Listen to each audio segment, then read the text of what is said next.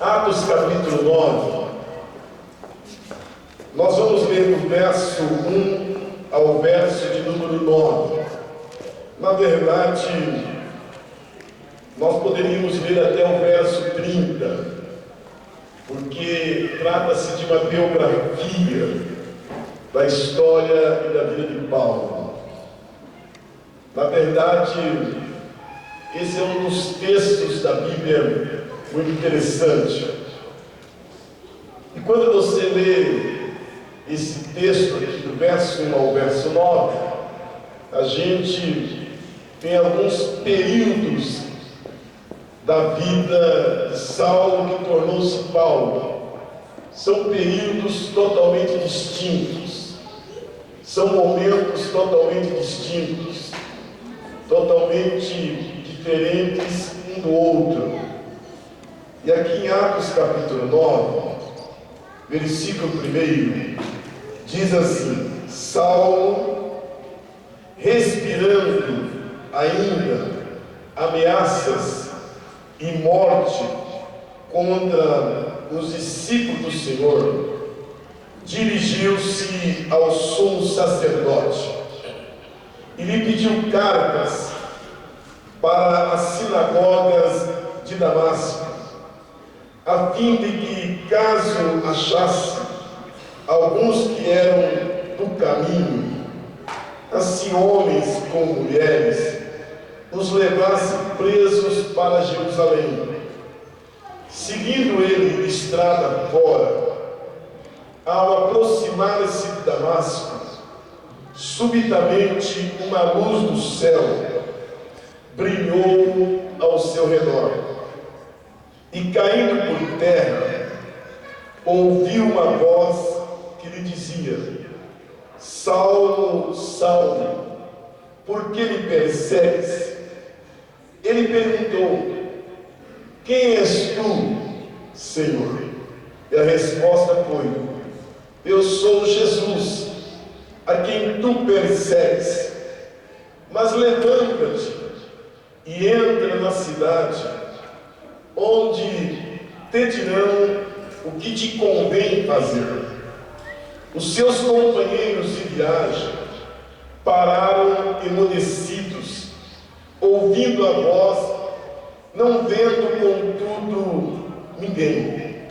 Então se levantou Saulo da terra, e abrindo os olhos, nada podia ver, e guiando pela mão, levaram-no para Damasco.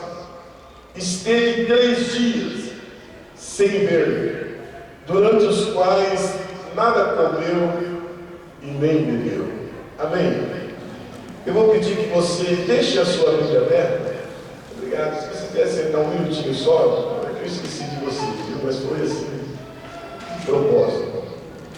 Mas eu quero que vocês deixem a Bíblia aberta. Antes de nós servirmos o cálice e pão, eu quero olhar para esse momento da vida de Saulo que tornou-se Paulo. E como eu disse, esse verso 1 ao verso 9 vai nos mostrar alguns períodos da vida deste homem, alguns momentos da vida desse personagem que é muito impactante. Todos nós temos uma história, todos nós temos momentos na nossa vida que se tornam verdadeiras marcas, e não somente marcas, mas que geram impacto, influência e deixam um legado, deixa uma história bonita, ou alguns uma história um tanto constrangedora.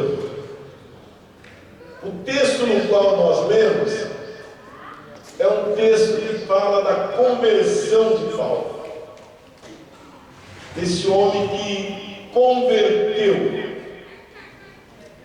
Eu tenho observado que na maioria das nossas igrejas, sejam elas quais forem, nós temos vários grupos.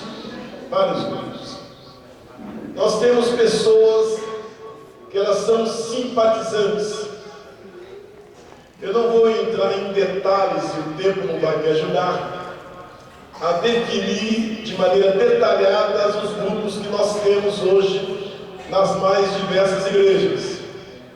Mas nós temos aqueles que são simpatizantes. Pessoas que elas simpatizam com uma comunidade, com um pastor, com um louvor, com a pregação, e eu me sinto bem. Nós temos um grupo de pessoas também que elas adentram as mais diversas igrejas, porque elas são espiritualistas. Elas dizem, olha, eu sinto que eu preciso cuidar da minha vida espiritual, eu não quero ter vínculo, não quero ter comprometimento, mas eu entendo que tem alguma coisa sobrenatural, algo do espírito, e eu preciso cuidar da minha vida espiritual. Alguns estudiosos definem essas pessoas como a síndrome da espiritualidade. Nós temos outro grupo de pessoas que são aquelas pessoas que elas vão às mais diversas igrejas com um sentimento, com uma visão da curiosidade. Eu vou lá porque eu quero descobrir o que eles têm de diferente. E assim por diante, tantas outras situações que poderíamos definir. Mas há dois grupos que se destacam, que é o pessoal que são convertidos de fato, entendeu a importância da conversão, desse momento de mudar, que é 180 graus, mudar a sua história de vida, entender o projeto de Deus para a sua vida. E há um outro grupo que é o grupo do convencimento. Pessoas que se convencem. Olha, eu me convenci que Deus é Deus, que Jesus é vivo. Então nós temos os convencidos e os convertidos.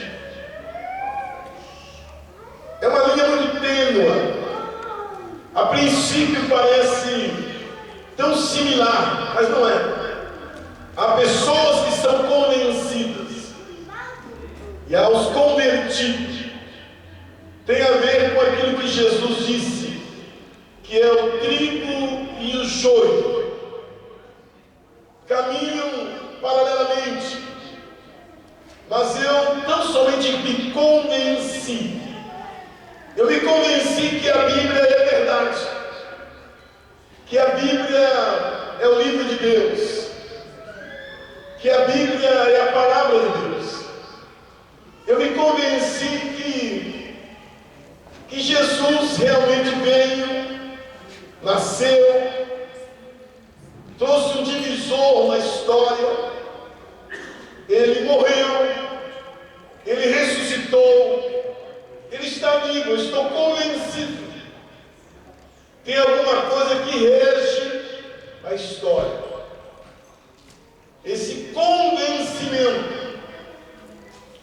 Mas há também um outro grupo, que é o grupo do convertido, que não somente tem esse entendimento, mas que tem uma compreensão clara e uma consciência da necessidade de entregar a vida para Jesus, que Ele é o caminho, que Ele é a verdade, que Ele é a vida, que ninguém vai ao Pai se não for através dEle, que Jesus é a única esperança para a minha vida, meu casamento, para a minha empresa, para o meu lar, que Jesus é aquele que tem a resposta para as minhas indagações, para as minhas dúvidas, que Ele pode não somente cuidar de mim aqui e agora, mas que eu possa ter uma perspectiva de vida, e entendendo aquilo que o próprio Jesus disse em João 10:10,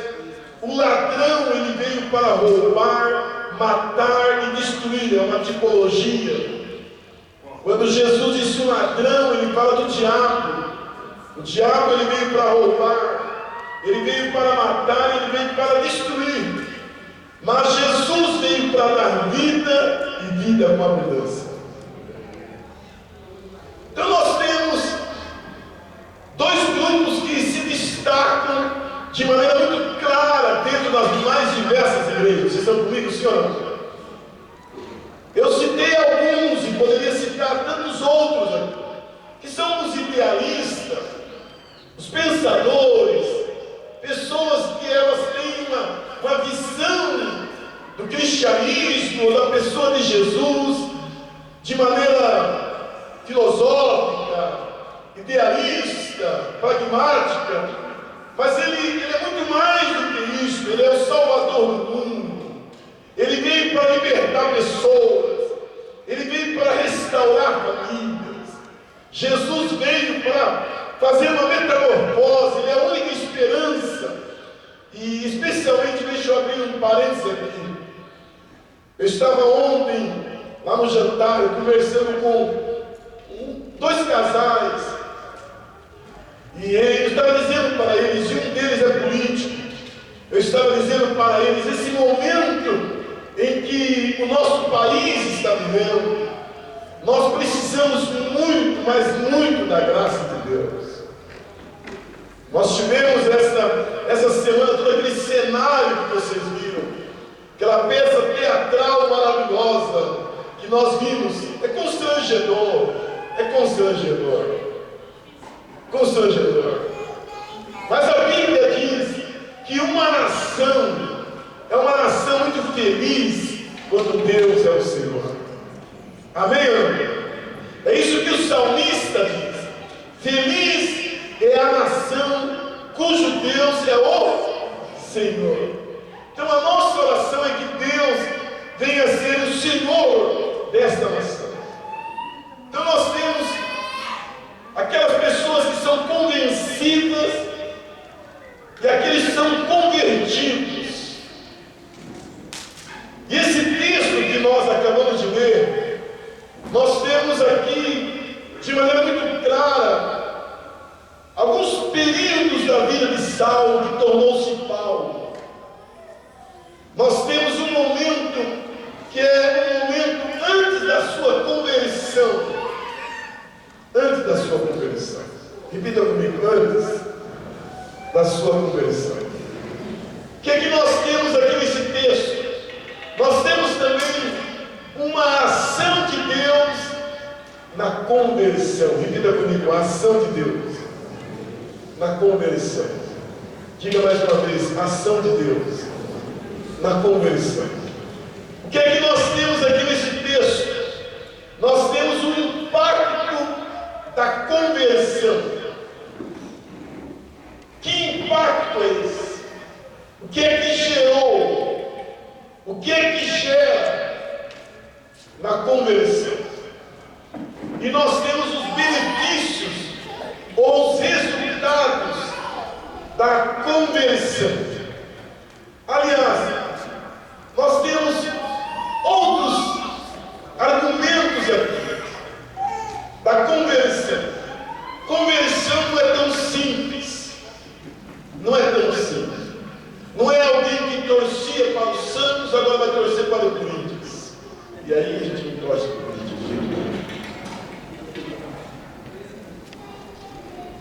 Graças a Deus que a gente é liberto já. Eu tenho uma tese de que a gente tem que torcer para o Santos. Mas que Deus tenha misericórdia dos corintianos.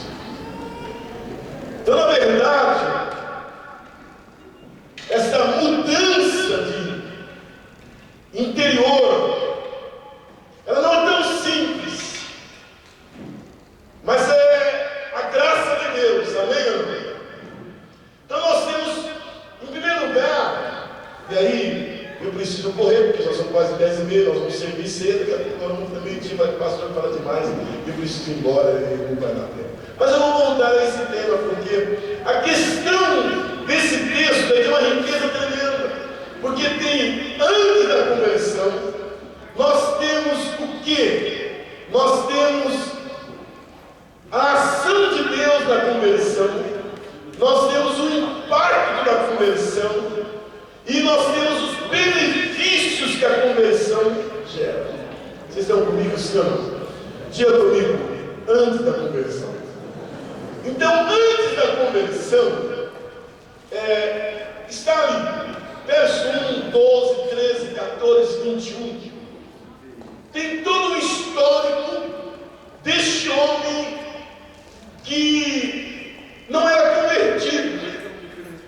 O verso 1 diz assim: Saulo, olha na sua Bíblia, por favor, respirando, diga respirando. E a palavra respirando ali traz o sentido de um animal que ele está em busca da caça, sabe? Ofegante, eu tenho que pegar, tenho que pegar, tenho que pegar. É um animal feroz que vê a sua caça e ele vai à busca. Então nós temos um salmo antes da conversão. Diz o verso 1 que ele está respirando ameaças. O verso 2 diz que ele pede carga para ir nas sinagogas, para prender aqueles que confessavam a Jesus. Olha o verso 13. O verso 13 diz que este homem tinha feito muitos males para aqueles que estavam adorando a Deus. O verso 21 diz a Bíblia que ele exterminava aqueles que confessavam a Cristo. Eu estou correndo porque eu quero me ater pelo menos um ou dois pontos. Então nós temos um antes da conversão. Agora Deus transforma pessoas. Amém? Deus transforma. Olha aqui para mim. Se eu desse a oportunidade aqui, nós iríamos ouvir muitos testemunhos. Quem esteve no jantar ontem ouviu não somente a declaração do Adilson, permita eu fazer menção, Adilson, mas eu fiquei assim muito maravilhado, Adilson, ter falado do seu testemunho, que a sua esposa durante anos orou por ele e Deus o alcançou, porque enquanto ela estava na igreja, ele estava no boteco, ele estava se embriagando, ele estava vivendo uma vida no submundo. O homem sem Deus, ele é este homem que ele está exposto a todo tipo de ação maligna. Então, o texto mostra de maneira clara esse Saulo de Tarso, que vivia uma vida totalmente perdida, sem esperança. Mas quando eu olho para a palavra de Deus, eu encontro um Deus que transforma pessoas. Vocês creem nisso? Psicologia é um dom de Deus para algumas pessoas. Ciência. Mas essa semana eu acolhi um rapaz e o levei para casa para fazer uma atividade em casa. Esse rapaz, ele está vindo aqui na igreja com a família. Permita só dar esse testemunho muito rápido, muito objetivo. Como Deus faz milagre. Esse rapaz, ele está num processo de libertação, ele se converteu na cadeia. Problema de droga, tráfico. Saiu da cadeia, já faz alguns meses. E ele me procurou, disse: pastor, eu preciso de ajuda, eu não quero dinheiro, eu não quero cesta básica, eu quero uma oportunidade. É uma oportunidade. Eu tive alguns vacilos nesses dias, mas alguém precisa acreditar em mim. E eu disse: olha, nós vamos te dar uma oportunidade. nós o acolhemos. E Deus está fazendo uma obra no coração desse rapaz, no coração da sua esposa, porque eu entendo que a graça de Deus é libertadora. Eu disse: olha, Deus é um Deus que age. Agora você tem que querer. Ele respeita. A Bíblia diz que ele está à porta e bate. Ele quer entrar. Você tem que abrir o coração. Você tem que ter atitude. E se você tiver atitude, Deus vai agir na sua vida. Eu lembro que a esposa dele, na minha sala, disse: pastor, não pode dar dinheiro para ele, não pode dar nada nesse período, porque ele vai ter problema. Então nós tivemos algumas estratégias para ajudá-lo, e estamos tendo algumas estratégias para ajudá-lo. Eu posso falar porque ele não está aqui hoje de manhã, mas vai estar talvez à noite. E nós o levamos, o acolhemos, estamos abraçando esse rapaz, 3 filhos. Mas eu creio que o Espírito de Deus agiu. Ele saiu da nossa casa quebrantado, chorando, entendendo que o cair, o homem cai, mas tem um Deus que é restaurador. Então quando você vê alguém em situações paupérrimas, mal cheiroso, no crack, na cocaína, no adultério, uma família destroçada, alguém que você diz não tem esperança mais, mas tem um Deus que Ele é poderoso. E a Bíblia diz em 1 João 3,8 que o Filho de Deus se manifestou para destruir toda a obra do diabo. Então nós temos um salmo antes da conversão, esse salmo que você vê o perfil dele, o caráter dele. É impossível ter uma metamorfose, ter uma transformação. Este homem, ele tem uma transformação, porque Deus veio fazer isso. Amém? Eu quero, na conclusão da minha palavra, voltar a esse ponto, se possível. Mas, rapidamente, olhe para mim e depois volte os seus olhos para a Bíblia aí. Quando a gente encontra a ação de Deus na conversão, repita comigo: a ação de Deus na conversão. Olhe para o versículo 13. Versículo 13 diz que subitamente uma luz brilhou da onde? Versículo 13. Subitamente uma luz brilhou da onde? Do céu. Versículo de número 4 diz assim que surgiu uma voz. Versículo 5 diz que há uma identificação: eu sou Jesus. Deixa eu dizer algo para você aqui hoje. Pastor não muda a vida de ninguém. Igreja, liderança, é uma ação só de Deus. Diga: só de Deus. Diga: é Deus. É Deus quem muda. É Deus quem transforma. Nós tão somente somos um canal de Deus, um instrumento de Deus. Uma bênção usada por Deus. Mas quem vai agir é Deus. Aleluia. E Ele está aqui hoje pela manhã. Essa ação de Deus. E alguém diz: não, você vai àquela igreja, o pastor vai fazer sua cabeça, o pastor vai fazer uma lavagem cerebral. Ninguém faz.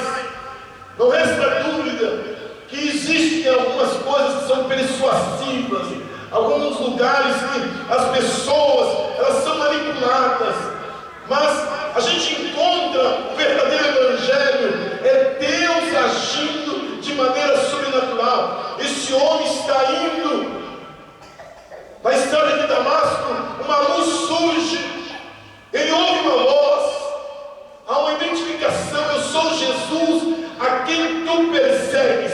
Hoje de manhã, eu não tenho dúvida que Deus está nesse lugar. E Deus quer agir na sua vida. Deus quer agir no seu casamento. Deus quer agir na sua história. Eu não vou lhe dar aqui hoje de manhã um lenço ungido, não vou lhe dar uma garrafa d'água, não vou lhe dar um sal grosso, não vou lhe dar pozinho de farinha para você levar para casa, nem um amuleto, mas eu estou lhe profetizando a palavra de Deus na sua vida. Vocês estão comigo, sim ou não? Então nós temos uma ação de Deus na conversão. Quem não experimenta a ação de Deus na conversão, ele é convencido. Eu precisaria ter tempo para falar sobre esse ponto agora. Quem não experimenta a ação de Deus na conversão, ele tão somente se convenceu. E não é um convertido. Mas o que acontece aqui? Diga comigo o impacto da conversão. Olha para o verso 4. O verso 4 diz a Bíblia que esse homem cai por terra. Ele ouve uma voz. Ele pergunta: quem és tu, Senhor? A Bíblia vai descrevendo que esse homem perde a visão, fica 3 dias em jejum, e que tem algo que chama a minha atenção. Olha para o verso de número 21. A Bíblia diz que este homem, que é Saulo de Tarso, esse homem está tendo graça de Deus na sua vida, esse homem está experimentando algo sobrenatural. Ora, todos os que ouviram estavam atônitos e diziam: não é este que exterminava em Jerusalém? É este homem que experimentou algo sobrenatural, e há um Deus que está aqui nesta manhã.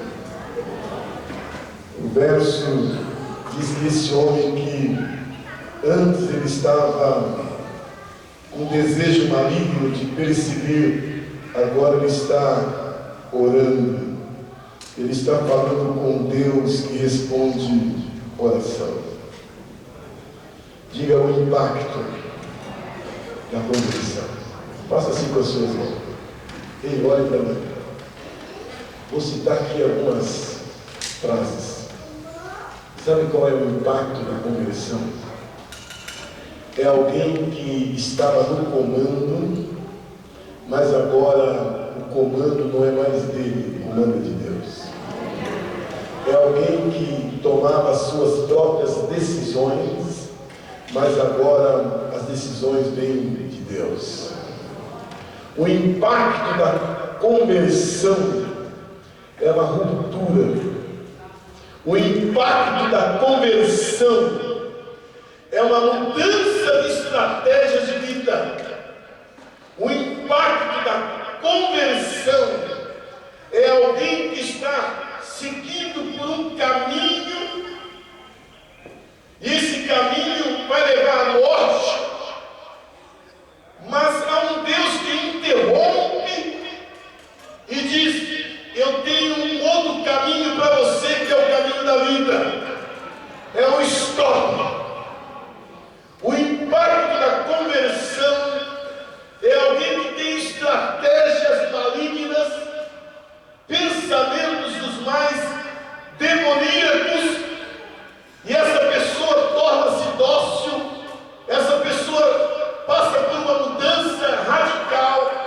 O impacto da conversão gera, não no exterior, mas no interior, e consequentemente no exterior, porque quando a pessoa é impactada, ela tem uma mudança, e alguém diz o que aconteceu com ele, com ela. É este homem que ele estava indo numa direção, ele cai por terra, ele faz uma pergunta, ele questiona, a sua vida é mudada, a sua história é mudada. É isso que Deus quer fazer aqui hoje. Diga comigo: há um Deus que muda a história. Então nós temos um da conversão. Mas o que eu quero, já para concluir, para nós irmos embora e servirmos a ceia, é que a conversão gera resultado, digamos. A conversão gera resultados. Olhe para o verso 15, olha o verso 15, rapidamente. Versículo 15: mas o Senhor me disse: vai, porque este é para mim um instrumento escolhido para levar o meu nome perante os gentios e reis, como perante os filhos de Israel. Diga comigo: Deus quer usar a mim. Levanta a sua mão. Quantos querem ser usados por Deus? Levanta a sua mão. Ei, sabe o que acontece quando alguém experimenta uma conversão genuína? Deus começa a usar. Deus começa a usar. Aí você olha para mim e diz: pastor, eu não sei teologia, eu não tenho condições de pregar, eu não tenho conhecimento literário. Não tem problema. Deus muda a sua vida e Ele faz de você um vaso tremendo para a glória do nome dEle. Como empresário, como aluno da faculdade, como empresária, como moço, moça, saiba de uma coisa: somente a conversão é que pode fazer com que alguém possa ser um canal de Deus nesta geração. Olha para o versículo 16. A Bíblia diz no versículo 16 que a conversão, ela não somente leva a gente a experimentar e ter consciência do propósito de Deus, mas também a ter o entendimento que haverá perseguições, sofrimento. Servir a Deus não é tão simples, amém? Não é um mar de rosa. Você vai ter perseguições, mas você vai ser incompreendido. As pessoas não vão te entender. Mas olhe para o verso de número 17. Versículo 17. Diz a Bíblia que um tal de Ananias entrou, impôs as mãos sobre ele e disse: olha, recupera a tua vista e você fique cheio do Espírito Santo. Diga: conversão gera graça do céu. Fique cheio do Espírito Santo. Olhe para o verso 18. Versículo 18. Diz a Bíblia que este homem se batiza. Ele toma uma decisão. Versículo 20. Ele se torna pregador. Versículo 28. Ele se torna um homem ousado. Aí você diz: mas pastor, tudo isso que o senhor falou até agora, quase meia hora, o senhor quer chegar? Sabe o que eu quero dizer para você? Que o grande projeto de Deus para nós chama-se conversão. Amém? Eu vou concluir no 2 Coríntios 5,17. Se alguém está em Cristo, nova criatura é. As coisas antigas já passaram e tudo se fez novo. 1 Coríntios 2,9. Nem olhos viram, nem ouvidos ouviram, jamais penetrou em coração humano o que Deus tem preparado para aqueles que o amam. Levanta a sua mão para o céu e repita comigo: mas, como está escrito, nem olhos viram, nem ouvidos ouviram, nem jamais penetrou em coração humano o que Deus tem preparado para aqueles que o amam. Glória a Deus! Ele está aqui hoje. Eu disse na introdução da minha palavra, nós temos dois grupos que se destacam: os convencidos e os convertidos. Mas o grande propósito de Deus chama-se conversão. E a conversão, ela gera algo que é inexplicável. Um Deus que quer te usar, um Deus que quer te capacitar, um Deus que tem um propósito na sua vida, um Deus que quer encher você do Espírito Santo, um Deus que quer lhe dar os dons, um Deus que quer abençoar as suas mãos, um Deus que quer que você tenha uma história.